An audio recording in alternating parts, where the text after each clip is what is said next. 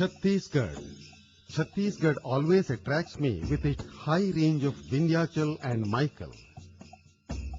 Massive waterfalls, cheerful songs, exotic drums and mesmerizing dances of the Bastar tribes in the vicinity of the Indravati river. The rice ball Chhattisgarh has a unique eroticism and sweetness. The splendor of the land of the Dandakaranya plateau is forested with a unique panorama of flora and fauna, with a rich cultural tapestry. It is a home to the Gonds, who have preserved their culture. It is a home to the Abuj Marias and Murias, who have a tradition of the youth dormitory, the Gotul. And as well, it is a home of calm, quiet, decent, hard-working Dhuruwas who specialized in bamboo crafts and basketry. While exploring tribal culture and locations for my own references and future film projects, I came across the village Thiria, which is home to a large population of Dhuruwa tribes.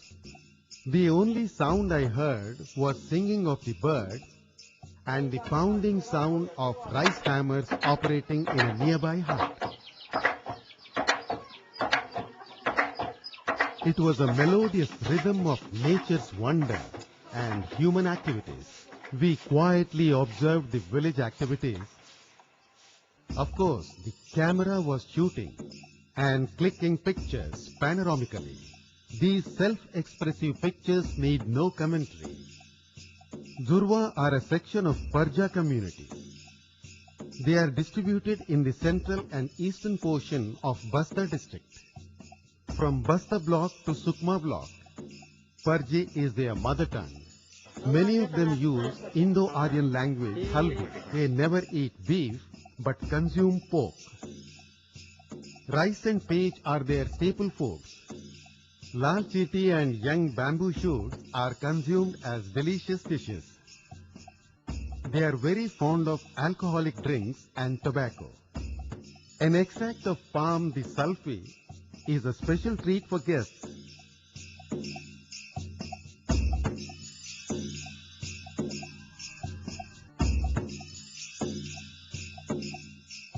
Their huts are rectangular shaped with a two-sloped roofs.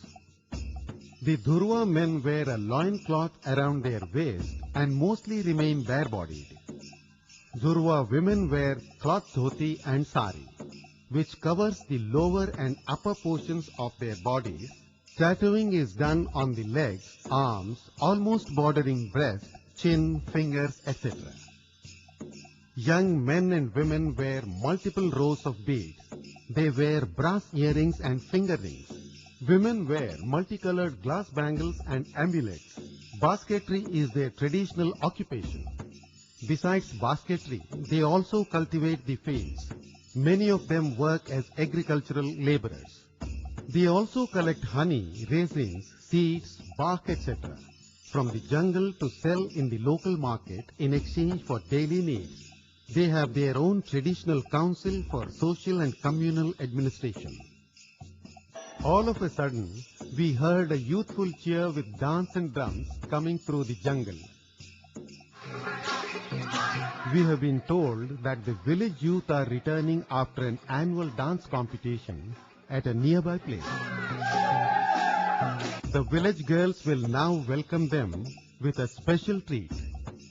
It was a feast for our camera, to be sure. We will never miss such an opportunity.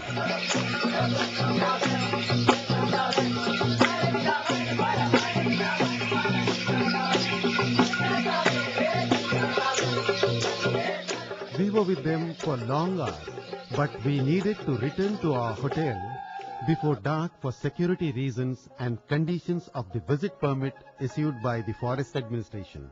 Next day, I shared this experience with Dr. Ranju Sahu, who later became one of my best friends. She is in charge of the Anthropological Museum at Jagadalpur. She promised to introduce me to more Dhuruwa villages and did so on my next visit. Now we are on the way to the Methnar block. where the village Randaryar is surrounded by small hills. Walking in single file were brightly dressed young girls and heavily tattooed women with baskets on their heads and children on their hips. We saw a few people working on earth reclamation. We were told that they are constructing a tank for water storage. We climbed a small hill and were astonished by beautiful houses in the forest, followed by common piggery and bamboo craftsmen. Now my work was on. Our modus operandi was the same. Keep your eyes open, mouth shut, and keep the camera on record mode. We were silently watching each and every house.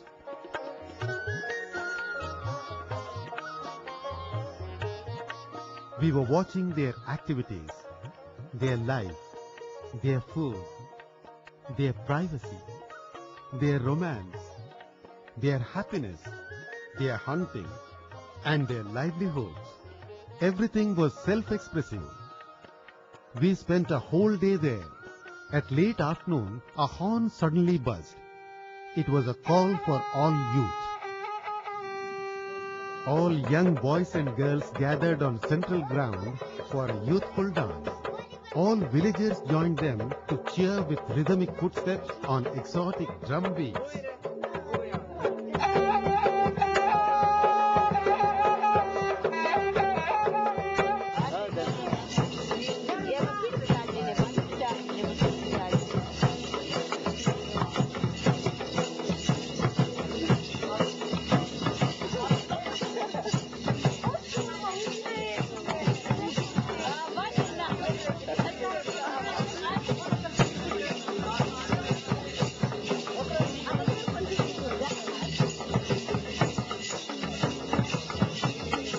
The dance was celebrated with a drink party, in which whole village participated. Not even a small kid was left out. Our next destination was Kutumsar in Kangar Valley. The valley gates were closed and entry was restricted for security reasons. But we were fortunate as Dr. Ranju was with us. Being an anthropologist, she has special privileges to visit tribal localities. The Kangar Valley is a dream destination. It is 100 feet lower than the sea level. It's a combination of antiquity and modernity, natural beauty and cultural diversity. It's a land of virgin forest. It's a veritable paradise for botanists and anthropologists. It's a major destination for anthropological and ethnographic studies. It's always an attraction for international folk for research and social interests. The festivals of Dhuruwa are an exuberant showcase of the ancient cultural ethos of the tribal people. Mother Nature is invoked at the turn of each season, accompanied by singing and dancing in rituals that are as ancient as time itself.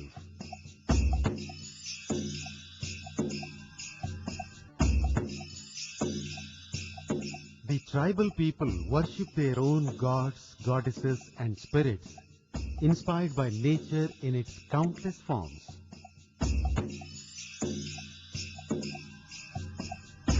Dhuruwa's lifestyle imprints an inerasable memory in my mind. It is very mystical, very mythical, and very natural. A whole new world out there, in the vast tract of unpolluted tranquil. I have yet to witness much of it in the coming years.